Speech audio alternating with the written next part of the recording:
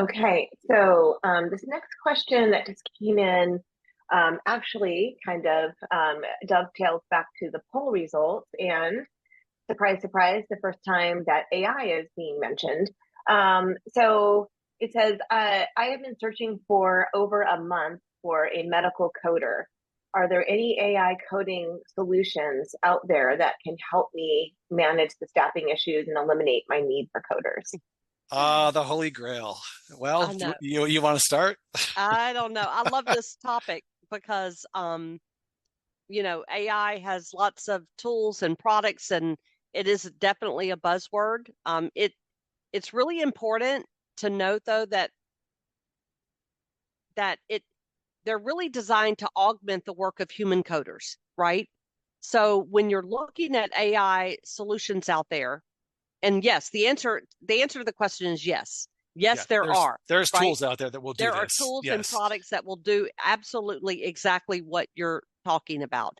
I'm just saying there's other things that you need to think about when you're looking at some of those tools, because in general, AI is there to augment the work of human coders rather than completely eliminating the need for them altogether, right? That is kind of in general what the purpose of AI Now, coding is. and now in that context, that coder could be the physician themselves, Right. right? But the AI can help with that. But again, we're basically just augmenting it. And then I don't know if you want to, we probably shouldn't mention any products, but No. as a backdrop, I know you've got more to add. AMA just reported that there's about a 33% shortage in coders right now across the board. So again, that scenario where I talked about you're competing with all the big name companies out there for coding, that's absolutely one of those jobs where they'll let people work remotely to do the coding work, which means you're competing with the Banner Health Systems, the Intermountain Healthcares, the Providence, all these guys. They're competing for the exact same coders that you're competing for. So that makes it super hard. So technology can be a big help in this spot. So Yeah, and the other thing is like another thing that you think about when you're looking at AI coding solutions is there's kind of two areas of AI coding, where one is around the coding assistance that helps with the code completion as well as the documentation into the EMR. That's one piece of it. The other piece of it is specifically like fine-tuned around programming task associated with the coding. So there's kind of two components of what AI coding. So ideally, when you're looking at solutions for AI coding, you want that solution to really be tackling both of those things. You want it to have the task and the programming task around what needs to happen with the coding, but it's ideal if it's also helping the doctor uh, complete the code and the documentation at the same time. That becomes part of the EMR record, right? So that's something to keep in mind too. There's definitely a trend towards AI. It's growing. It's a real thing. The tools are growing. The tools are getting better and better. Um, but but I don't think you need to think of it as a complete elimination of human coders at this point in our lives. Uh, the other thing Probably I in the might, future, but not exactly a complete elimination at this point. yeah, we've got some experience with these tools. And the other thing you got to keep in mind is it's not an instant fix. In every case that we've seen, the AI takes many months before it gets it right after looking at the way a particular provider documents. Because what they're doing is they're looking at the note, it's reading the note, and then it's saying, okay, based on what I see here, here's how this should be coded. And then sometimes it can alert them when they're missing stuff, right? And so there's a ton of value in that. But at the same time, it takes some months for it to look at the way the doctor's doing it and to get all the coding nailed down. So it's definitely not a plug it in and instantly it works type of a thing. And the No. broader your specialty is, the less likely that that's the case, right? When you, if you're a radiologist, the radiology AIs can do a much better job because they're so focused on just looking for certain things. But if you're primary care, you got a much broader, or an internal medicine doctor, you got a much broader list of things you can do. But I absolutely, I'm a huge, I mean, favor implementing AI tools, right? I think that they lead to significant productivity and cost savings, huge benefits. Those are just a few of the things that you want to make sure. It's very skilled developers that are creating these products out there. So if you decide to go into that area, you want to make sure that you're going with a really solid solution that has those skilled developers, because all AI type products have that learning that's going along with it. And we know a few products that work really, really well. Yeah, I think. I actually. Oh, go ahead, James. I just had a follow up because this is coming from me and was listening to what you guys are saying around medical coders and trying to identify them. With all of your experience, it seems like the staffing shortage and taking so much time to find somebody. What about then? Okay, great. You bring someone in, the training component. I mean, it's not like they come in on day one and they're 100% productive, right? So what is your experience with, how long it takes to get someone up and running and, from a, full productivity perspective? Like when you hire a new coder, is that the question? Yeah. Yeah. Well, it depends. And the other thing is you don't know really the quality that you're getting. When you Right. hire a person, most people would not put a employee agreement in place that guarantees a certain level of accuracy. Like we promise, if you have a job until you're 95% accurate, and if you drop below that, you're out of here. What my personal experience is in the last 2 years is that if a group is looking for a coder, they are so desperate to find coders right now that they will take anything that moves. And so there's almost no quality measures being applied against the quality of the coding work that they're doing. And sometimes you end up with situations where a person that may have been certified in one specialty is actually doing coding for more than that, like may even 3 or 4 different specialties because they're forced to. Right. And the practice is just doing as good as it can. So even if you bring in somebody from the outside, you have to watch quality for the very first few months. And that means extra work because that oversight is not something an independent practice usually has. But that's an important thing to look at because you may have hired a bummer. And you'll know that, like on the AR side, if you're the rev cycle director or whatever, you should be looking very closely at the denials. Are you still getting coding type denials? If so, that's an indicator and that's feedback that needs to go to this person that you've hired. And then you need to get that shored up or maybe, switch players. Well, all that you just said and what Gina asked, I think is a benefit of going with an AI coding tool because Totally agree.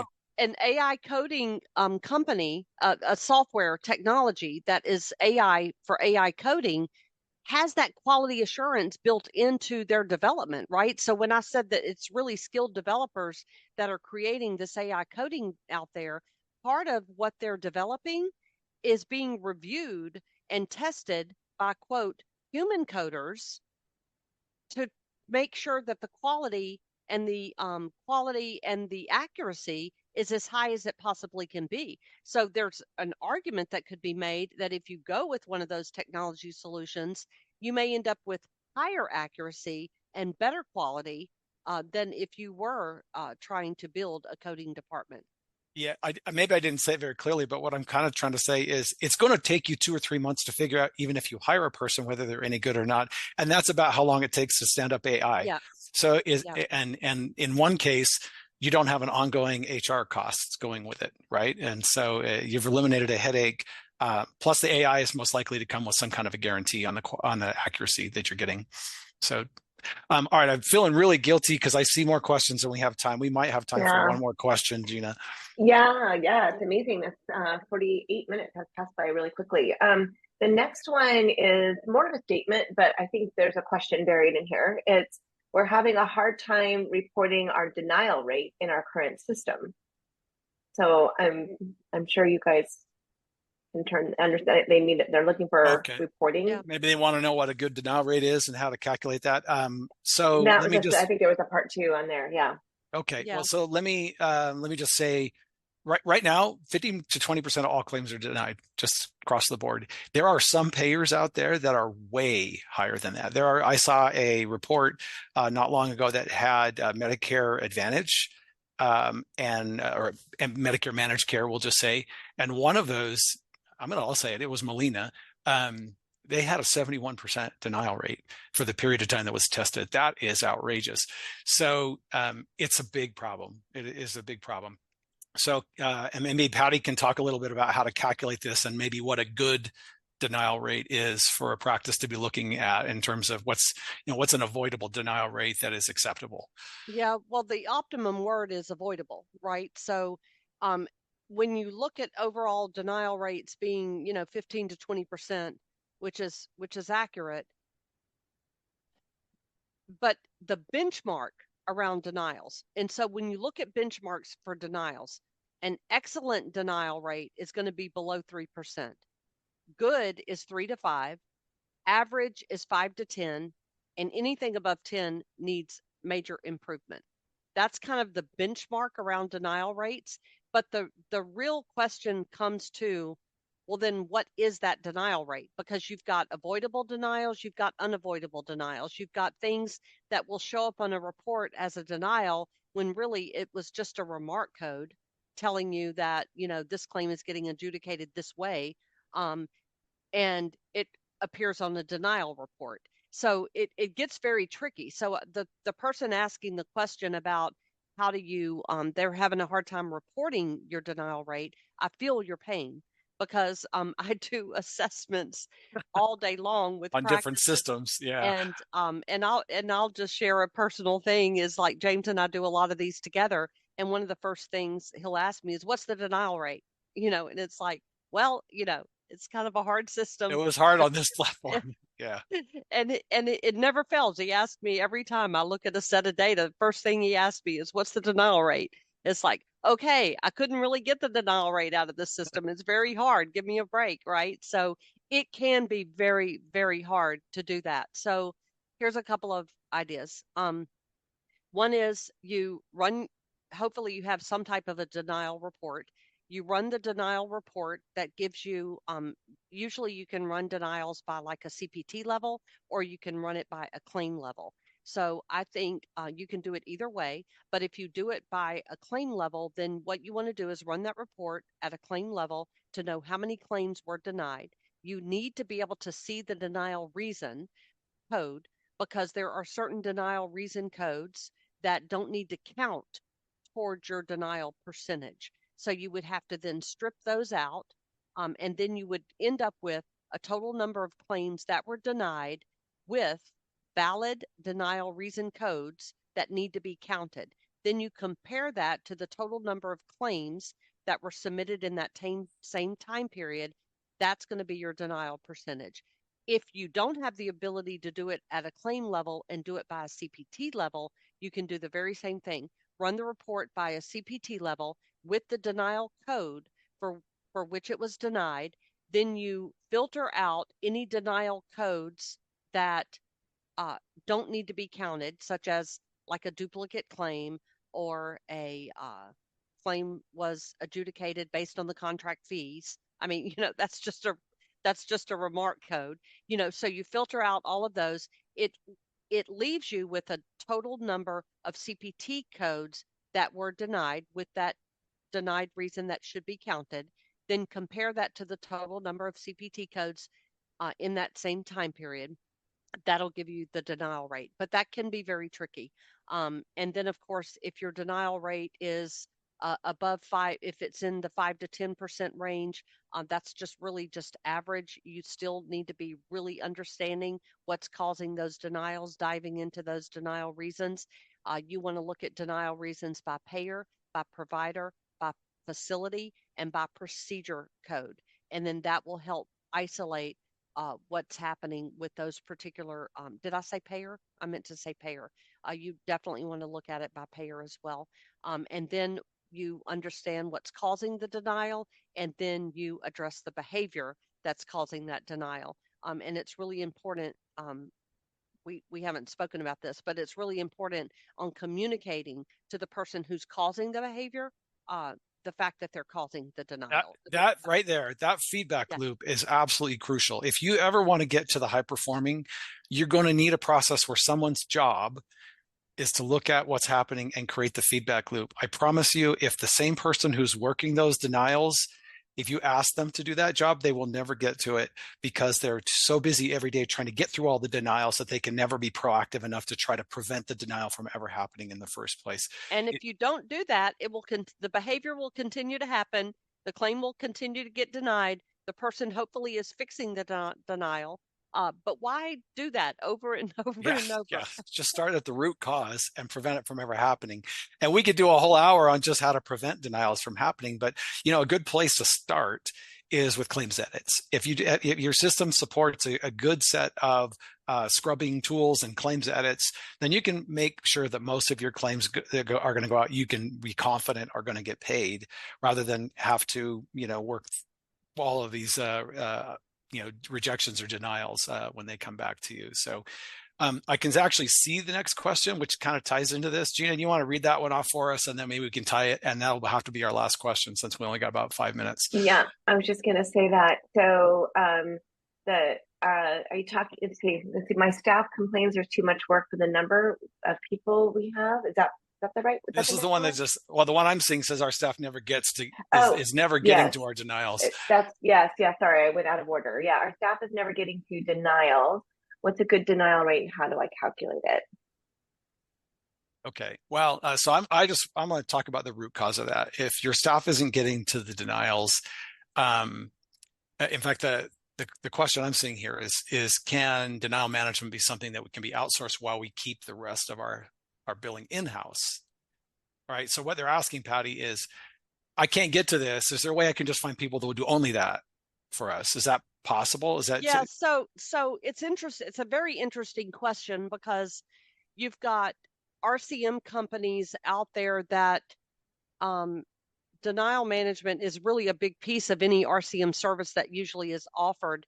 But you have a lot of companies now trying to find hybrid type approaches, because sometimes a hybrid approach is a better fit for a particular organization. So the answer is yes, you can definitely outsource, well, depending on the company that you're talking to, whether they allow you for a hybrid approach like that. But yes, you should be able to outsource denial management as part of that approach to your rev cycle management.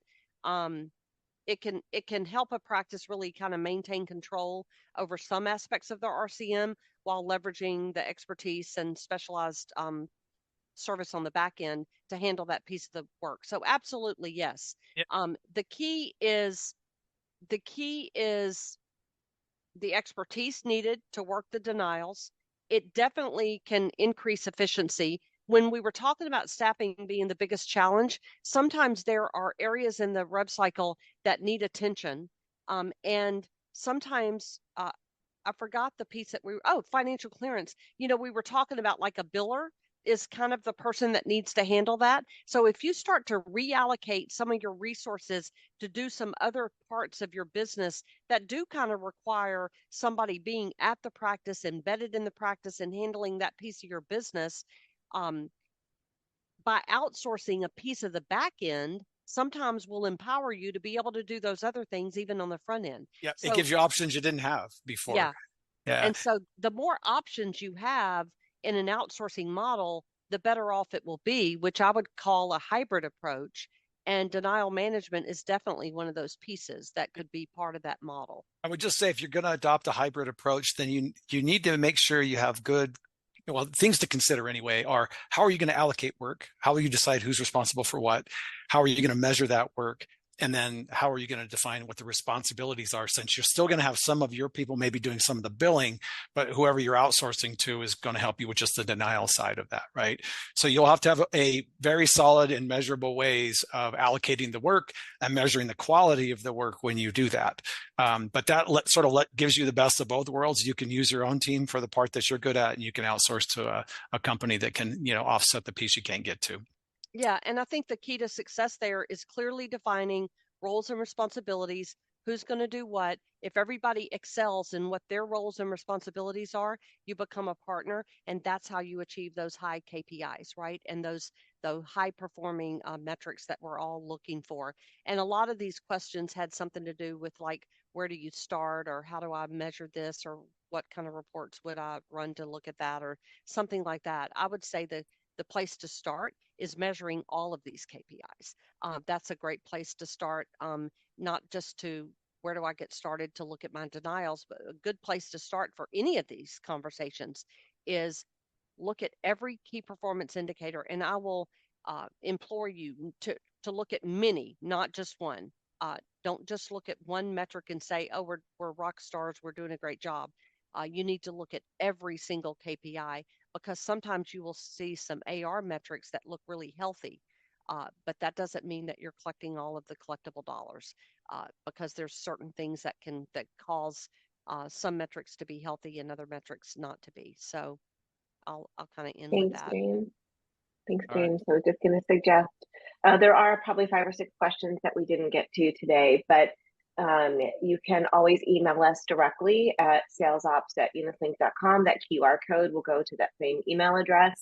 And James and Patti are happy to follow up with you directly and answer any questions. Yeah, thanks for joining us today. This was a lot of fun, really interesting questions, actually. So I'm encouraged. If your question didn't get answered, I promise we'll take a crack at it and we'll shoot you an email. And then you're certainly welcome to come on the next one. We like the curveball and unpredictable nature of the questions we get. So thanks for attending. Thanks, everybody. Thanks, everybody.